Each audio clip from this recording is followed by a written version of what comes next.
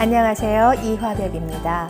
저는 국립학교에서 30년이 넘게 특수교사 리소스 스페셜리스트로 일하면서 ADHD 학생들, 또 학습장애가 있는 학생들, 또 자폐 학생들을 가르쳐 왔습니다. 한미특수교육센터에서는 15년째 ADHD 전문 상담가로 일하고 있습니다. 요 몇 년 새 부모님들께서 ADHD에 대한 관심이 많아지시고, 또한 그래서 우리 아이가 과연 ADHD가 아닐까 하는 걱정을 또 많이 하십니다. 그래서 이번에 저희가 3번에 걸쳐서 ADHD에 대한 그 정보를 드리고자 이렇게 영상을 마련했습니다. 첫 번째, 오늘 하는 영상은 ADHD는 무엇이고 그 증상은 무엇이 있는가에 대해서 말씀드리고자 합니다. ADHD는 Attention Deficit Hyperactivity Disorder의 약자로 저희 몸에 뇌 전두엽 여기에 있는 부분에서 도파민과 노르에피네프린이라는 그런 물질을 만들어내는데, ADHD가 있는 학생들은 그런 물질이 충분하게 만들어지지 않고 혹은 아예 만들어지질 않아서 많은 지장을 갖고 있습니다. 왜냐하면 도파민은 우리가 집중을 하게 하고 또 일을 마치게 하고 또 일을 하고자 하는 그런 동기부여를 하는 그런 데 도움을 주고 있고, 노르에피네프린이라는 것은 우리를 차분하게 만들어주는 일을 하기 때문에 이러한 것이 충분히 나오지 않으면 그런 일상생활에 있어서 많은 어려움을 겪게 됩니다. 최근 통계에 의하면 미국 어린이 2살에서 17살까지 어린이 중 약 9.1%가 되는 6만 명이 넘는 아이들이 ADHD를 갖고 있다고 통계가 나왔습니다. 또 4살에서 17 사이의 학령기의 어린아이들은 한 11%가 ADHD를 갖고 있다는 조사가 나왔습니다. 특이할 점은 남자아이에게서 여자아이보다 한 3배에서 6배까지 더 많이 나타난다고 합니다. 그리고 12살에서 17살까지의 청소년기에 있는 학생들에게도 한 300만 명이 넘는 아이들에게 ADHD가 나타나고 있습니다. 그러면 이 ADHD는 나이가 먹으면, 어른이 되면 없어지는 것일까 하고 궁금증을 갖고 계실 텐데요. 이 ADHD를 갖고 있는 어린아이의 60%에서 85% 정도까지 어른이 돼서도 이런 증상을 계속 나타낸다고 연구 결과가 보고되었습니다. 그래서 어른의 전체 한 4.4%가 ADHD를 갖고 있다는 조사 결과가 나와 있습니다. 또한 요즘은 어른 ADHD가 좀 더 많이 검사가 돼서 어린 아이 ADHD 진단 숫자보다 4배 정도가 되게 많아지고 있다는 또 그런 결과도 있습니다. 그러면 ADHD에는 어떤 증상이 있는지 알아보도록 하겠습니다. ADHD는 과잉 행동과 충동성, 그리고 주의력 결핍, 이렇게 크게 2가지로 나눠질 수 있는데요. 과잉 행동과 충동성은 이렇게 hand in hand로 함께 나타나는 경우가 많습니다. 과잉 행동 중에는 어떤 것이 있는가를 알아보도록 하겠습니다. 예를 들어서 지금 교실에서 선생님이 수업을 하고 계시는데 과잉 행동을 보이는 학생들은 이렇게 손을 계속 탭을 합니다. 그리고 발을 구르기도 하고, 또 뒷자리에 앉아 있는 사람에게 뒤돌아서 크게 말을 걸기도 하고, 또 일어나서 막 돌아다니기도 하고, 다니면서 앉아있는 사람들을 툭툭 치기도 하고, 또 큰 소리로 말을 해서 수업을 방해를 합니다. 교실 한 구석에서 저쪽 끝에 있는 자기 친구를 헤이 마이클 하고 크게 불러서 수업을 방해하고, 그리고 굉장히 조용하게 하는 것을 힘들어 합니다. 그래서 말을 많이 하고 큰 소리를 하는 것 때문에 수업을 많이 방해합니다. 그리고 하지 말아야 할 때와 또 하지 말아야 할 장소에서 뛰거나 기어 올라갑니다. 그 얘기는 뭐냐 하면 복도에서 뛰지 말아야 하는데 마구 뛰어가고, 또 계단을 내려갈 때 앞에 사람이 내려가고 있음에도 불구하고 막 뛰어 내려가다가 앞에 사람과 함께 넘어지기도 하고, 또 많이 보셨을 거예요. 마켓이나 타겟이나 이런 데 가서 그 아이를 그냥 왔다 갔다 하면서 뛰어다니는 아이들 많이 보셨죠? 예, 그런 아이들이 다 과잉 행동에 속합니다. 그리고 또 남의 집에 가서 남의 집 소파나 침대에서 막 뛰어내리고, 또 선반에 있는 것을 허락도 없이 만지고, 그리고 만졌다가 그걸 제자리에 갖다 놓지 않고 깨뜨리기도 하고, 그래서 ADHD 학생이 지나간 자리는 난장판이 되기가 쉽습니다. 아까 얘기했듯이 그런 뭐 타겟이나 이런 데 선반에 있는 거를 그냥 쓱 이렇게 쓰러뜨려 가지고 다 엉망진창을 만들어 놓기도 하고요. 그리고 또 조용히 있어야 될 곳, 예를 들어서 교회 예배 중이라든지 콘서트장에서라도 거기서도 막 말을 크게 하고 크게 웃고 해서 분위기를 망치기도 합니다.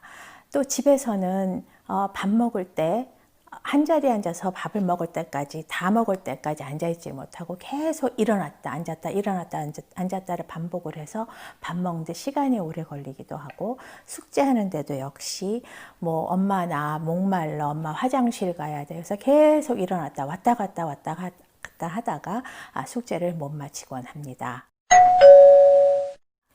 충동성이라는 것은 정말 간단하게 얘기해서 충동적인 행동을 얘기를 합니다. 예를 들면 역시 교실에서 선생님이 학생들에게 질문을 합니다. 2 더하기 3은 뭐지요? 그럴 때 이 학생, ADHD를 가진 학생은 선생님의 질문이 끝나기도 전에 오! 하고 크게 답을 합니다. 그러면 선생님이 손을 들고 답을 하세요 하고 얘기를 하면, 그 다음에 선생님이 3 더하기 4는 뭐지요? 그러면 역시 선생님이 질문이 끝나기도 전에 7! 하고 답을 합니다.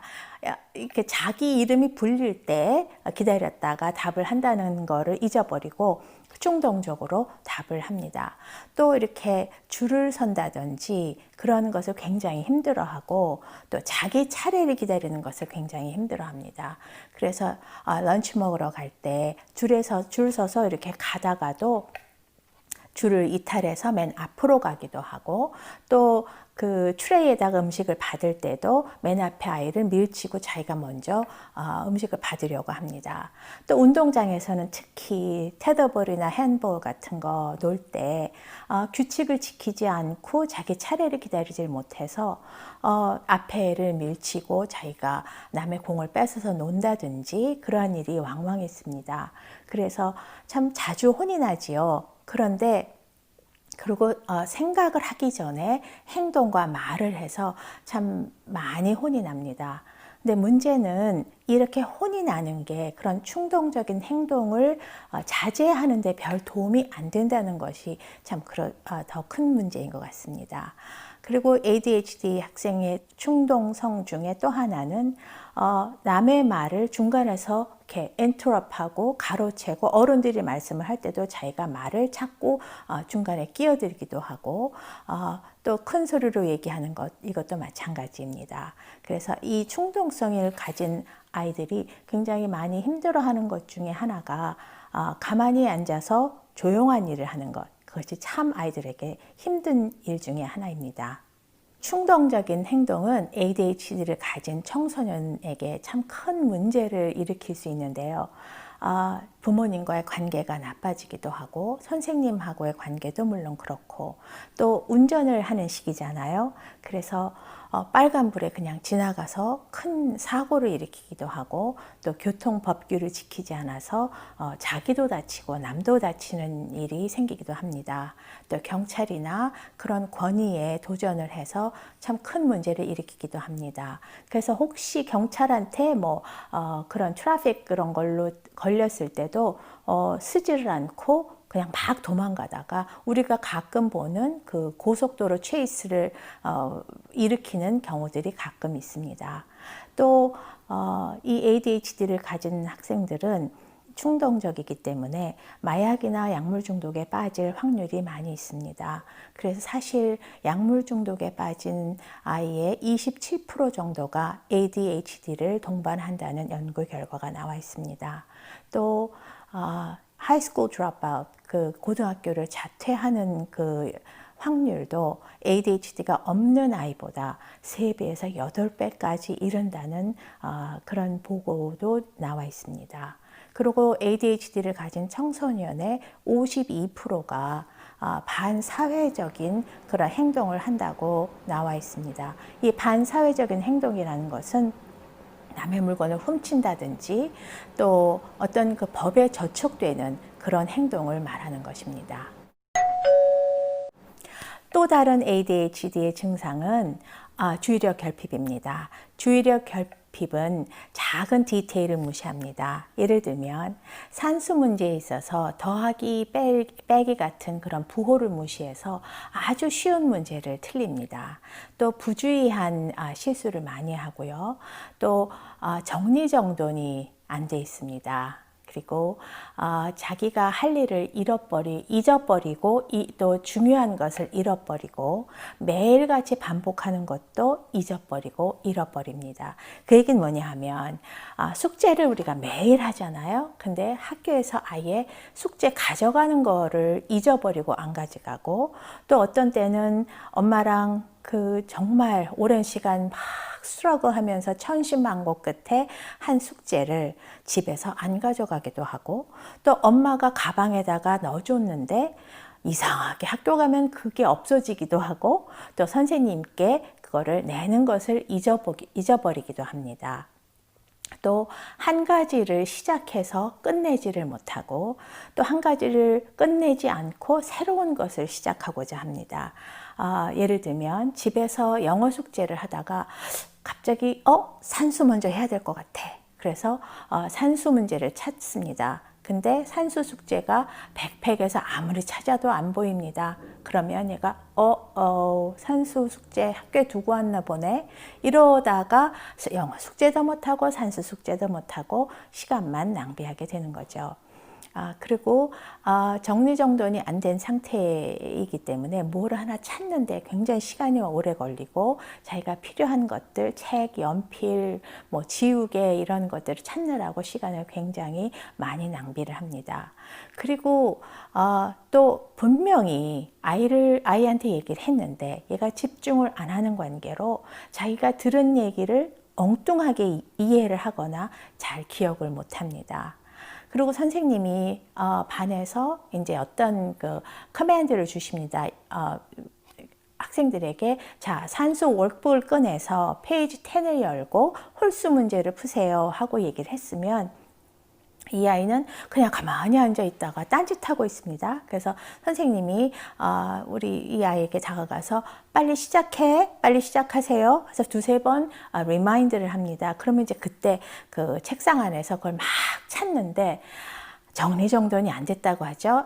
말씀드렸죠. 그러니까 책상이 엉망진창입니다. 그래서 책상 안에서 이것저것 찾느라고 다 꺼내도 그 산수 월북 찾는데 시간이 오래 걸리죠. 그래서 천신만고 끝에 꺼내놓으면 그 다음에는 몇 페이지를 해야 되는지 잊어버렸습니다. 그럼 이제 누가 옆에다 페이지 10 하고 얘기를 해주면 이제 그제서 열고 그 다음에는 몇 번을 해야 되는지 몰라서 막 헤매다가 보면 리세스 종이 울립니다. 그래서 할 시간이 없습니다. 그리고 또 이 주의력 결핍이 있는 아이들은 어떤 소리나 행동에 의해서 집중력을 잃어버립니다. 예를 들면 공부를 하고 있는데 옆에서 가드너가 잔디를 깎습니다. 사실 실제로 학교에서 굉장히 흔히 일어나는 일입니다. 그래서 가드너가 붕 하고 이제 이거를 시작을 하죠. 그러면 아이들을 전부 다 무슨 일이지? 하고 봅니다. 그러다가 가드너 왔구나. 그러고 다시 이렇게 돌아옵니다. 그런데 ADHD가 있는 아이는 이렇게 돌아갔다가 가드너구나. 근데 저 아저씨 뭐 귀에 낀 그 이어머프가 굉장히 근사하게 생겼네. 그래서 이렇게 돌아오는데 굉장히 오래 걸리고 선생님이 불러야지 다시 돌아오는 경우가 많습니다. 이런 ADHD 증상이 어른이 될 때까지 치료가 안 되고 계속이 되면 참 어려운 일들이 많이 있습니다. 어른이 되어서 직장을 가져야 하고 직장 생활을 해야 하고 결혼 생활을 하는데 이러한 아까 말씀드린 자주 잊어버리고 늦고 책임감이 없이 제대로 안 하고 이런 문제 때문에 직장에서도 오래 다니기가 힘이 듭니다. 예를 들면 매일같이 직장에 늦고 팀 프로젝트가 있는데 찰석같이 자기가 하겠다고 해놓고서는 나중에 얘기를 해보면 나 잊어버렸어, 나 안 했는데, 아니면 다 같이 한 거를 어디다가 잃어버리기도 하고 해서 팀원들에게 참 불이익을 당하게 하고 또 회사에 큰 손해를 일으키기도 합니다. 그리고 충동성 때문에 분노 조절이 안 돼서 사람들과의 관계에도 참 문제가 있기도 합니다. 그리고 결혼 생활에서는 아내가 오늘 우리 아이 좀 픽업해 주세요. 그러면 철석같이 대답을 합니다. 오케이, I'll do it 하고 했다가 아이를 픽업을 안 해와가지고 막 데이케어에서 전화 오고 선생님들이 막 난리 나고 하는 이런 일들이 반복이 되다가 보면 아내로서는 이 사람이 정말 우리를 중요하게 생각하기는 하는 걸까 하는 생각이 들기까지 합니다. 그래서 결혼 생활에 어려움을 겪는 경우도 많이 있습니다. 오늘은 ADHD가 무엇인지, 그리고 ADHD 증상과 또 이 증상들이 우리의 일상생활에 미치는 영향에 대해서 알아보았습니다. 다음번에는 ADHD 진단과 또 치료 방법, 또 학교에서 받을 수 있는 여러 가지 도움들에 대해서 말씀드리겠습니다. 감사합니다.